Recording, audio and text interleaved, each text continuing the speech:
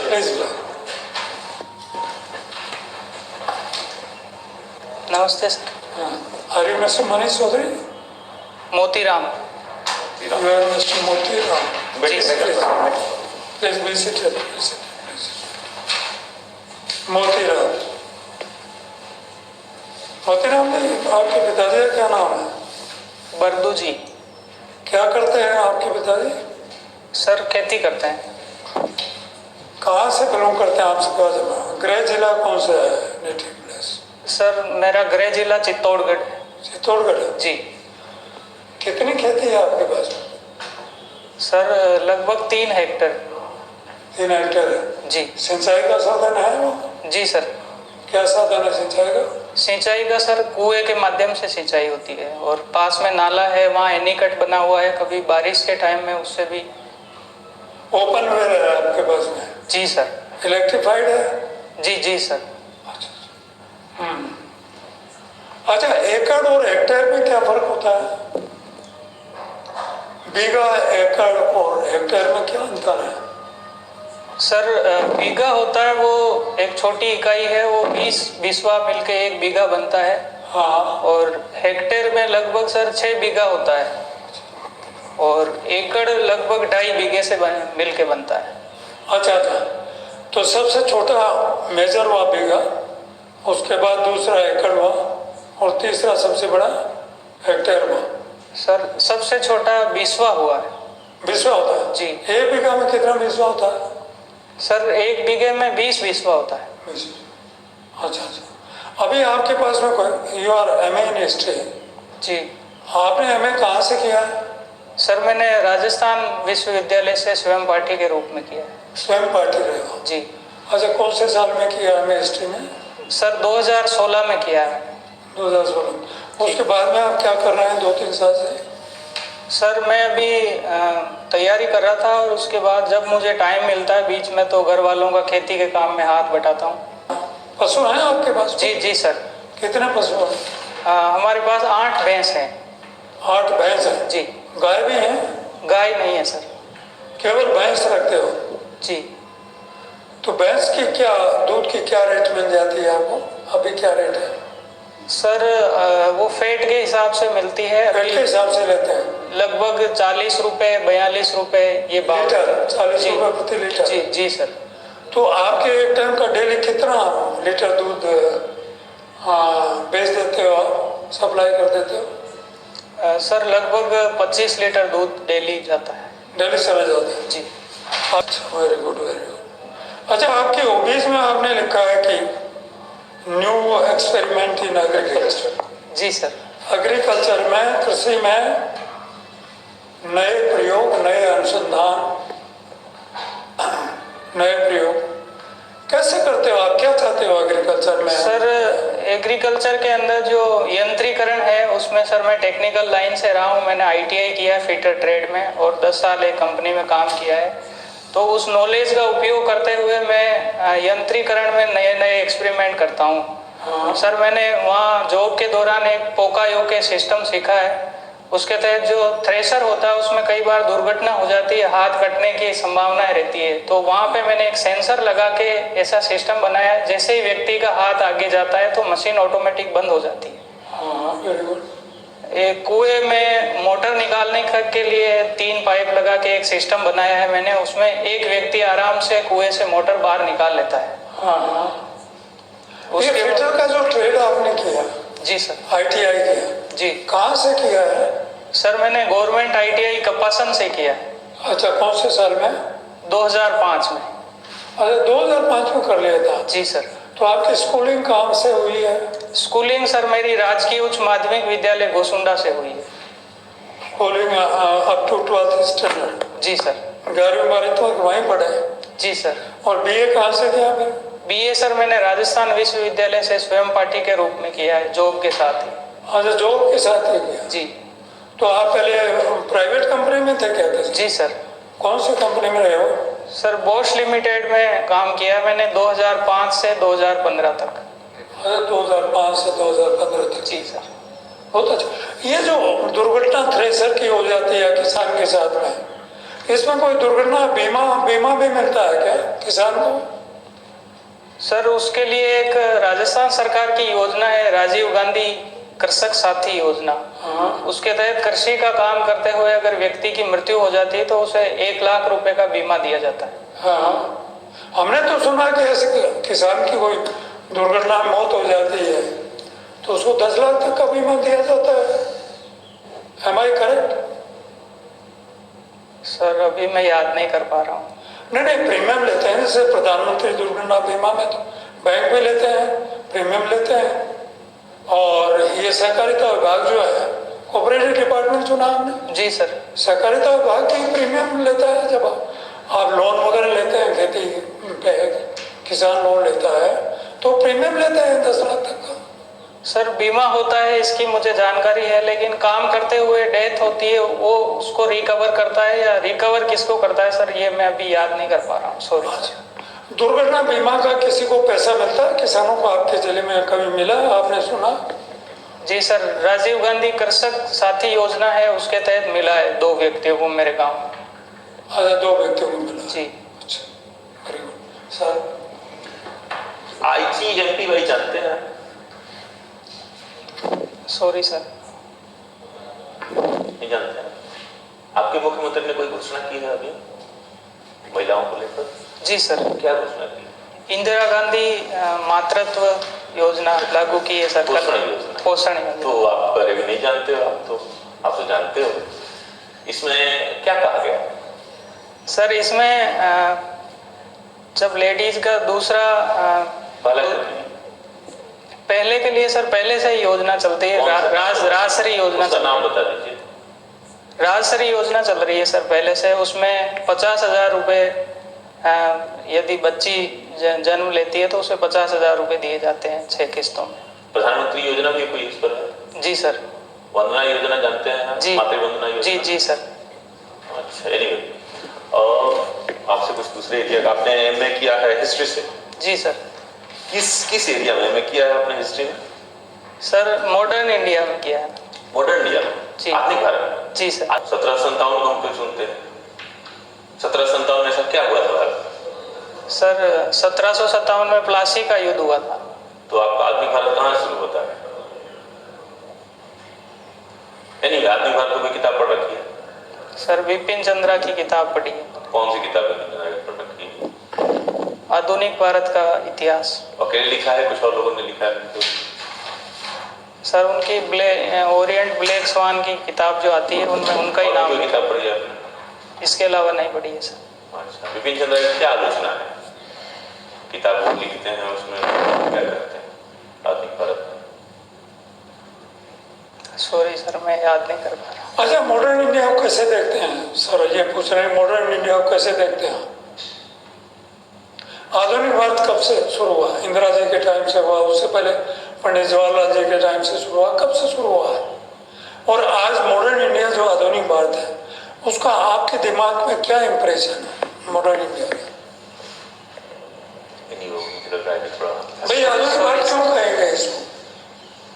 Sir इसमें मुख्य रूप से स्वतंत्रता संग्राम हुआ है, महात्मा गांधी का आगमन हुआ है। महात्मा गांधी का आगमन कब हुआ? भारत में कब आए? सर 1915 में। किस दिन को आए? उस दिन का क्या महत्व है? सर उस दिन प्रवासी भारतीय दिवस मनाते हैं। कहाँ से आए थे? वो सर दक्षिण अफ्रीका से। आपसे कुछ दूसरे क्वेश्चन पूछे जाए। ये ताइवान की क्या समस्या है, मालूम आपको? जी सर। ताइवान को क्या दिक्कत है, या ताइवान की क्या दिक्कत है चीन के साथ? सर ताइवान को चीन अपना सब्सिडरी भाग मानता है। क्या मानता है? अपना एक भाग मानता है सर। हाँ। चीन। और इतनी जानकारी है सर। नागोर्नो कराबाख जानते हैं? जी सर। क्या है सर? ये आर्मेनिया और अजरबैजान के बीच में एक विवादित क्षेत्र है। क्या दिक्कत है उसमें? सर वो जो क्षेत्र है दोनों के बीच में विवादित क्षेत्र है।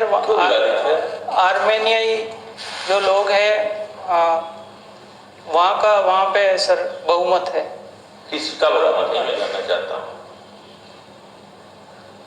सॉरी सर, ना जानकारी नहीं है। अच्छा, इधर तक साउथ अफ्रीका में उन्होंने क्या किया था जो उनका आना इतना महत्वपूर्ण हो गया? सर वहाँ पे जो भारतीय समुदाय था उनको लेके सर जो रंग भेद की नीति थी उसके खिलाफ उन्होंने आंदोलन करने के लिए, गरीबों के साथ आंदोलन करने जाओगे तो एक दिक्कत आती है, वो खाने में मर जाए। तो आंदोलन करने के लिए उन्होंने क्या कर दिया वहां जो आंदोलन हो गया? कौन सा रास्ता अपना लिया है सांगठनिक रूप से? उन्होंने सर सत्याग्रह का रास्ता अपनाया। कौन सा संगठन बना दिया जिसके चलते सत्याग्रह करना आसान हो गया? उन्होंने सर वहाँ पे टोल्स्टॉय के नाम से और कोई फॉर्म बनाया था टोल्स्टॉय के साथ? सर एक और बनाया, मैं याद नहीं कर पा रहा हूँ। फिनिक्स जी सर। अच्छा, राजस्थान में डेयरी उद्योग के सामने क्या मुख्य समस्याएं हैं? सर सबसे पहली मुख्य समस्या है उन्नत नस्लों का अभाव है। पशुओं के लिए डेयरी उद्योग में सर वैज्ञानिकता का भी अभाव है। और डेयरी सर एक अच्छे से संगठित रूप में अभी संचालित नहीं हो पा रही है। सरस डेयरी केवल मात्र सरस डेयरी संचालित है, इसमें सर प्रत्येक गांव तक इसकी पहुंच नहीं है। ढांचागत सुविधाओं का विकास अधूरा है। जी सर। ठीक है, आपको क्या लगता है कि प्राथमिकता के आधार पर कौन सी एक चीज नितांत आवश्यक है, तुरंत आवश्यक है? सर डेयरी क्षेत्र में निजी निवेश की बहुत ज़रूरत है सर, ताकि हर गांव में हर व्यक्ति तक डेयरी का जो संस्थागत डेयरी योजना है वो पहुंच सके। किसान के पास बहुत जमीन है जी, ठीक है, उत्पादन भी करता है, तो इसकी वजह से वो चारा भी होता है, तो भी किसान डेयरी के लिए राजस्थान में इतने ज़्यादा आगे नहीं आ रहे हैं। इसके पीछे क्या कारण है? एक किसान 10 गाय रख सकता है, 10 भैंस रख सकता है क्योंकि ज़मीन है उसके पास उत्पादन भी होता है, उससे वो उसको खिला भी सकता है। तो मुख्य कारण क्या है कि वो उससे पीछे है अभी भी? सर अभी वर्तमान समय में सर खेती है वो लाभ का सौदा रह नहीं गया है सर।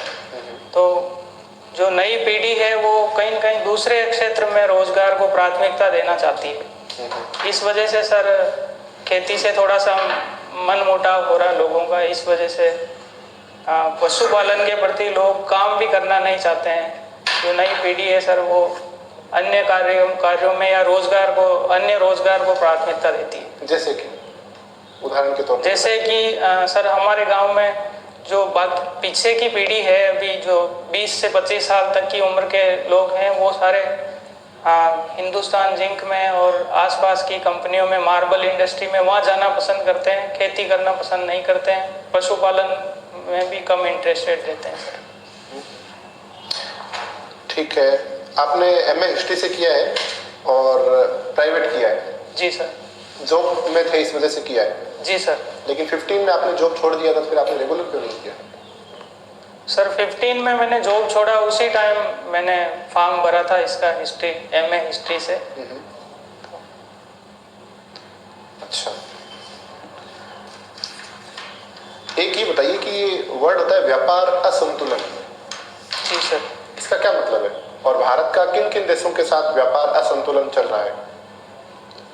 सर भारत का चीन के साथ व्यापार असंतुलन चल रहा है, आसियान देशों के साथ। होता क्या है ये व्यापार असंतुलन?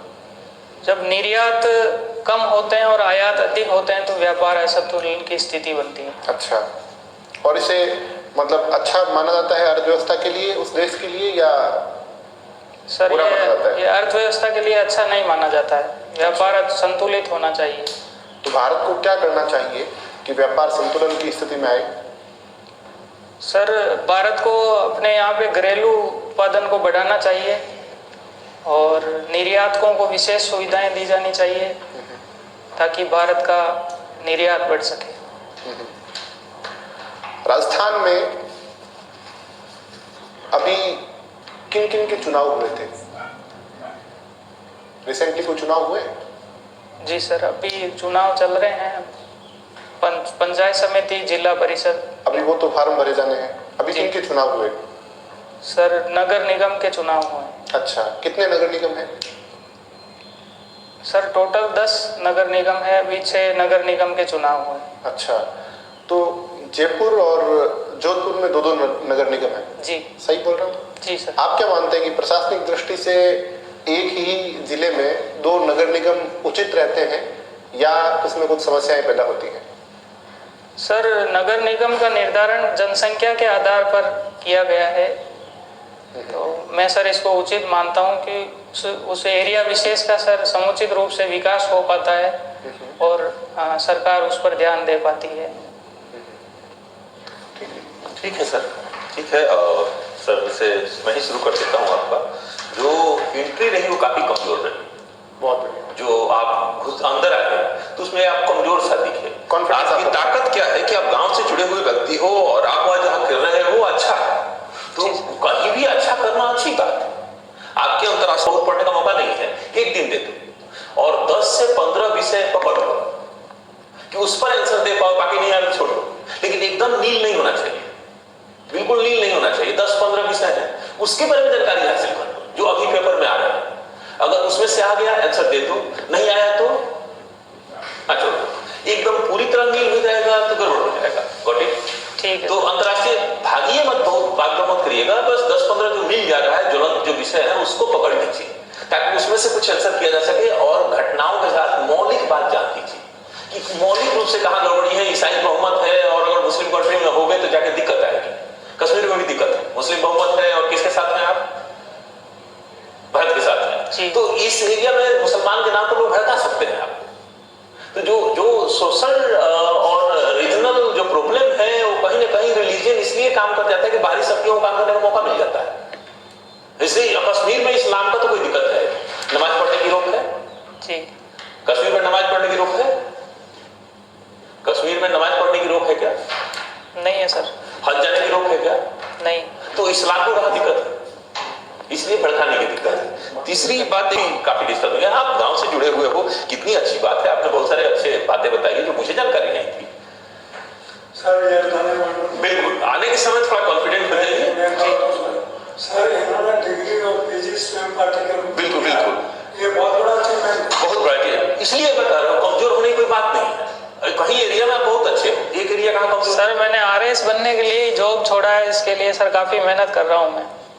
बहुत अच्छी बात है। ये मैंने आपको एक सजेस्ट किया है और थोड़ा सा कॉन्फिडेंस लेवल को लेकर दिक्कत है मुझे और सबको ग्रीट करना चाहिए। चेयर पर बैठने के समय आपने थैंक यू को कुछ नहीं बोला। सर ने आपको बैठने के लिए कहा, आप बैठ गए, क्या करना चाहिए था? थैंक यू कहना चाहिए सर। थैंक यू सर, ध्यान रखूंगा सर। हाँ, तो थोड़ा सा वही मैं कहूँ कि एंट्री में थोड़ी दिक्कत आई, उसको अगर नहीं होता है तो कोई नहीं है तभी अपने ही घर में जाइए और अभ्यास कीजिए। जी सर। जो कुछ नहीं दूसरे को दिखाया जाए। कभी कभी अपने लिए भी काम करते हैं। जी सर। कभी कभी अपने लिए लोग गाते हैं और खुश होते हैं, हमेशा दूसरे को सुनाने के लिए नहीं गाते हैं। कभी कभी अपने लिए भी कुछ काम किया तो अपने से घर में घुसिए और मान लीजिए कि यहाँ बोर्ड बैठा हुआ है, मैं कैसे बैठता हूँ, कैसे उसमें रंग जाइए। जी सर। कृष्ण को अर्जुन को कृष्ण ने एक बात कही कि असंशयम महाबाहो मनोदुर्निग्रहम चलम अभ्यासेन तो कौनते वैराग्य न चक्रियते। मन की जो गति है वो ऐसी चंचल है कि रोकी नहीं जा सकती, लेकिन हे अर्जुन अभ्यास से उसको भी किया जा सकता है। तो बस 10-15 दिन कर दो, 10-15 बार वो हो जाएगा। और दूसरा मैंने एक सीरियस सेशन दिया है कॉन्फिडेंट वाला, और दूसरा 10-12 विषय कोई भी अपने पसंद का चुन के पढ़ लो। उसके बाहर आएगा तो छोड़ दो, अंदर आता है तो करूंगा सर। कर देना, ठीक है? ठीक है। ऐसा कर दो ना। और कुछ मुझसे पूछना चाहे, बाकी का इसमें लिख दिया गया है, अगर मुझे बताने में you should look more confident. आप इतना अच्छा काम कर रहे हो यार, अपने से आपने एमए कर लिया, गांव में डिग्री कर रहे हो, आप मेंस देने पास किए हुए हो, यू शुड बी कॉन्फिडेंट। आप मुहर्रम मनाओगे, दिवाली मनाओगे, इसका जा रहे हो मेंस पास करके, क्या करना चाहिए था बताओ? दिवाली मनानी चाहिए, खुश रहना चाहिए था, कॉन्फिडेंट रहना चाहिए था। आई लाइक इट ना, आपको बहुत सारी अच्छी बात है। जी सर। हम प्रशंसक हैं उसकी। Keep it up. वो गांव वाला टच जो है वो पकड़े रहिए और बाकी दो चार हाथ जहां मिल जाए वहां ठीक है। गाँव वालों को रखिए, शहर में एडजस्ट हो जाइए। जी सर। वो वैल्यूज हैं जिसे आप पसंद करते हैं, कोई पसंद करता है। आप जाइएगा तो गांव के लिए कुछ करने की इच्छा हो, आप जानते हो ग्रास रूट की बात, कहाँ दिक्कत आ रही है। ठीक है जी सर। एक सेकंड में लूंगा। हाँ सर, थोड़ा करंट इश्यूज पे और फोकस करिए आप। अच्छा। क्योंकि वो तो जनरल क्वेश्चंस हैं, वो पूछे ही जाएंगे आपसे वहाँ पर, ठीक है? और एक सर ने जैसे आपको बता ही दिया, एंट्री लेवल पे कॉन्फिडेंस, फर्स्ट अपीयरेंस बहुत अच्छी होनी चाहिए। जी सर। रुक के आराम से पूरा हाथ जोड़ना है तो पूरा हाथ जोड़ना है। गुड मॉर्निंग कहना है, जैसा भी कहना है, लेकिन वो आपके ऊपर है। लेकिन यदि करना है तो उसको पूरे दिल से करिए। ऐसे मतलब ऐसे गाँव वाले रामा सामा से नहीं चलेगा। ठीक है। और क्योंकि आपने बताया कि हिस्ट्री में आपका जो स्पेशलाइजेशन था वो मॉडर्न हिस्ट्री था, तो थोड़ा सा मॉडर्न हिस्ट्री को पढ़िए आप, ठीक है। मॉडर्न जो है वो कालखंड के हिसाब से है, जी सर। आधुनिक वो है कि अभी वही मतलब जो कालखंड में सबसे बाद में वही आया, इसलिए उसे मॉडर्न कहते हैं। तो ये थोड़ा सा इस पे फोकस करिए। और आपकी बातों में बहुत स्पष्टता, ईमानदारी ये बहुत झलक रही है, बहुत अच्छी बात है, ये आपका बहुत मतलब प्रमुख पक्ष है। अभी सर मैंने ये दूसरा ही मॉक इंटरव्यू है मेरा, मैं अच्छे से प्रैक्टिस करूंगा। हाँ, और थोड़ा सा बोलने के इसमें कॉन्फिडेंस रखिए, और यदि कोई गलती होती है तो आप उसको ऐसे दिखाइए मत कि आपको बहुत दुख हो रहा है, गलती इंसान करता है। जी सर। ठीक है, सॉरी। उसी लहजे के साथ, उसी मतलब के साथ आप बहुत ज्यादा खेद करने की आवश्यकता नहीं आता। जी सर। अच्छा, बस एक सिचुएशनल क्वेश्चन कर दो, छूट गया इसमें टॉपिक में है। आप गांव से आ रहे हो, आजकल टीकाकरण चल रहा है। जी सर। एक ही टीका बच गया है और 2 आदमी बच गए हैं देने के लिए, और टीका कितना है? एक टीका। एक है, और एक गांव में प्रधान साहब हैं और एक गांव का सबसे गरीब है। आप किसको दीजिएगा और क्यों दीजिएगा? सर एक ही टीका बचा है तो गरीब को ही देना उचित है, क्योंकि जो जिसके पास संसाधन है, जो जिसके पास संसाधन है सर, वो उसको अरेंज कर सकता है दूसरी जगह से, बाकी गरीब कैसे अरेंज करेगा। अच्छा, आपका राज्य एक लोक कल्याणकारी राज्य है और उसका उद्देश्य ये होता है कि जो सबसे पीछे खड़ा है, लास्ट मैन है, और उसकी सेवा करना हमारा समाज का, राष्ट्र का धर्म है। बाय द वे, ये हमारे राज्य का सांस्कृतिक वाक्य है। सांस्कृतिक वाक्य है कि भारत में हमेशा उनकी सेवा की गई है जो सबसे पीछे है, उसका महत्व सबसे अधिक है। यहाँ किसी सिकंदर का महत्व नहीं रहा, यहाँ कभी धनानंद का महत्व, धनानंद का क्षेत्र पूरे भारत में था, कोई उसका नाम नहीं लेता है। भोज का क्षेत्र इतना छोटा था, जाके किसी गांव की अनपढ़ महिला से पूछ दो भोज कौन है, बता देगी राजा है। जी सर। और भोज का कितना छोटा क्षेत्र था। इसलिए भारत में वैभवशाली वो नहीं है। मीरा तब तक महत्व को प्राप्त नहीं हुई जब तक राजघराने में थी। राजघराना छोड़ के बाहर आ गई सब लोग, मीरा आपके राजस्थान की नहीं है। जी सर। भारत की शान है, भारत की शान है। जब प्रेम की बात आती है तो चित्तौड़गढ़ की भी शान है सर, मीरा का नाम आता है। ठीक है, चलिए आप जाइए और बाकी इसको पढ़ लीजिएगा। ये अपनी ईमानदारी बनाए रखिए, गांव का टच बनाए रखिए, इंटरनेशनल इशू और इतिहास को थोड़ा सा ठीक कर लीजिए। ठीक है, okay sir, thank you sir, thank you.